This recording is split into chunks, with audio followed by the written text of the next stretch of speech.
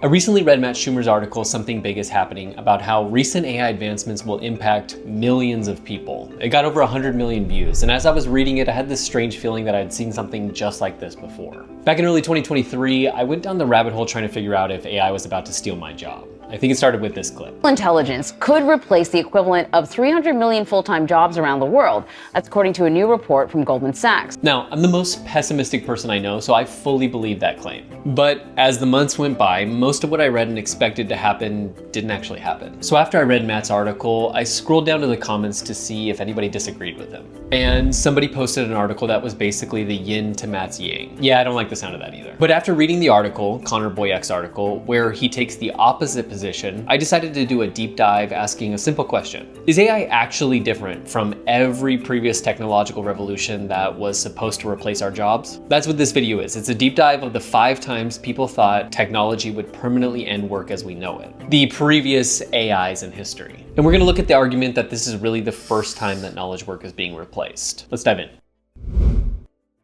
Before we get into the 5 historical AIs, Connor Boyak brings up a story that I think is especially pertinent to right now. It's worth repeating. In 1589, an English clergyman named William Lee invented a mechanical knitting frame that could produce stockings far faster than any human hand could. He brought it to Queen Elizabeth I, hoping for a royal patent, but she refused. Supposedly, the Queen said to William Lee, "Our aim is high, Master Lee. It would assuredly bring to hand knitters' ruin by depriving them of employment, thus making them beggars." So there's this new technology that will make clothing faster, cheaper, and more accessible to her people, and she blocks it. She focused entirely on the immediate displacement of hand knitters, unable to account for the secondary economic growth that would follow. Lee eventually died in poverty, but his technology became the catalyst for the Industrial Revolution, eventually helping to make England the most wealthy nation in the world. The Queen could foresee the immediate job losses, but she couldn't see the factory workers, merchants, or entire modern middle class that the knitting machine would help to set in motion. And this is just one of many times in history where leaders have predicted that some new technology would leave workers jobless and penniless. Here's 5 examples. Artist versus the camera, 1850s. If photography is allowed to supplement art in some of its functions,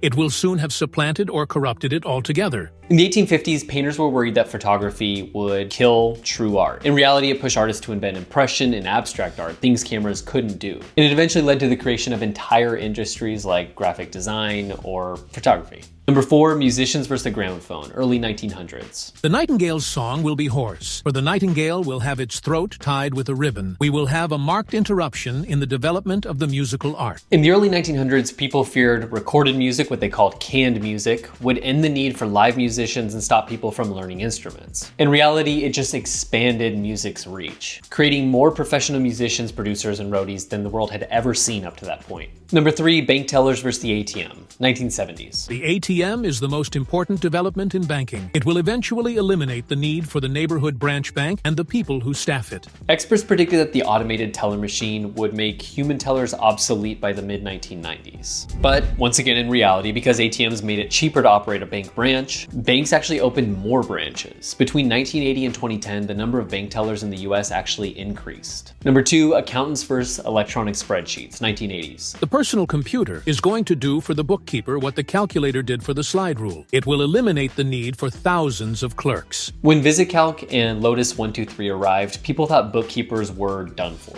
In reality, it did actually kill the ledger entry task, but it made financial analysis so cheap that businesses wanted more of it. Employment for accountants and auditors has climbed steadily ever since, and currently there's a major shortage. Number 1, lawyers versus electronic discovery, 2011. The lawyer's role in discovery is being eclipsed by the machine. Software can now do in minutes what once took a team of lawyers weeks. Software that could scan millions of documents for keywords was supposed to wipe out the jobs of junior lawyers and paralegals. But once again, in reality, because searching became easier, legal discovery became huge. Instead of searching 1,000 pages, lawyers could now search 1,000,000 pages, keeping more people busy than ever before. But hold up, besides the lawyer example, none of this replaces knowledge work, which is what AI replaces, right? In Matt's article, he does write, "This is different from every previous wave of automation." And I need you to understand why. AI isn't replacing one specific skill, it's a general substitute for cognitive work. So is that true? Is this the first time that knowledge work is being replaced? Well, if framed in that exact way, maybe, but otherwise, not really. Before the printing press, knowledge work was the act of remembering and reciting. If you wanted to know the law, medicine, or the Bible, you hired a human who internalized it. They had a great memory. But in its own way, the printing press automated the storage and retrieval of information, but it didn't kill the scholar. It just moved the value from memorization to synthesis, and this wasn't the only time knowledge work was getting replaced. This is a fairly related one, but when the first mainframe computers arrived, they were called electronic brains. People argued they would replace any job involving logic. Does that sound familiar to what you've been hearing from tech billionaires lately? Once again, in reality, the computer automated logic tasks, sorting, matching, calculating, which freed humans to do strategy tasks. And today, millions of people use a computer for work. Now, there is one more thing I want to say on this, because somebody will inevitably say, yeah, but we used to have to spend a whole week working on something that now AI can do in 10 minutes. And that is true in some cases. But there's something called Jevons paradox, proposed back in 1865, by the way. It points out that when you make a resource like knowledge or content cheaper to produce, which AI does do, the world doesn't just say, cool, we're good now, we got enough of that. Instead, the demand for quality and complexity spikes. Here's one quick example. In the 1970s, a knowledge worker or an analyst might produce one 10-page report a month. With computers, they produced one a week. And with AI, they might produce 10 a day, and all of them might be more complex than the knowledge worker produced back in the 70s. I'm fully aware that fear sells, but when the same people who are selling and building the tools of the future are the ones that are predicting the total displacement of the workforce, I'd question if they're really warning us about something that's totally new in history. History shows that every electronic brain or mechanical operator was supposed to leave us with nothing to do but dream.